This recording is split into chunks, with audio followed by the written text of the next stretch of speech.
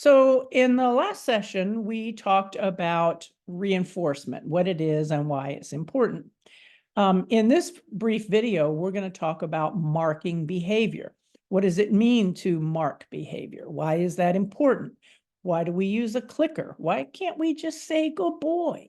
So these are the most common questions from new students. So let's answer them. First of all, marking behavior is important because in order to build behavior, the dog has to understand exactly what behavior we are rewarding.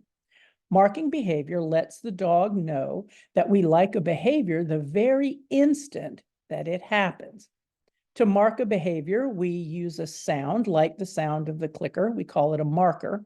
We want it to be a quick, neutral sound. And we want that sound to occur as simultaneously as possible with the desired behavior. And we want to pair that marker sound with something of value to the dog, like food. So we want the sound of the marker, the click, to predict the presentation of the food or the reward. So teaching the dog that the click predicts the food is what we call charging the marker. Once the marker is charged, the next step is for the dog to realize that what he does can cause that click to happen. When the dog understands that he can act to make the click sound happen, in effect, that he can act to earn a reward, that's when the dog is said to be operant. That's a dog training term. But that means he's ready to learn, and it means we can teach him anything, right? But why the clicker? Why can't we just say good dog? Or why can't we just hand him a treat, right? So a marker, especially a clicker, is optimal because of its neutral nature, right? The sound is not influenced by who's saying it or who's using it, or even our state of mind or our mood at the time. The clicker is also its speed and its ability to isolate the exact instant when the dog performs the desired behavior is optimal.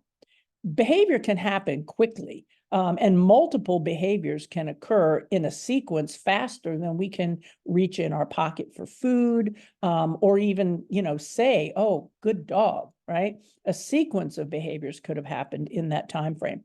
So what the marker does is it serves as a bridge, which can happen instantly, but which promises the dog that the reward is coming.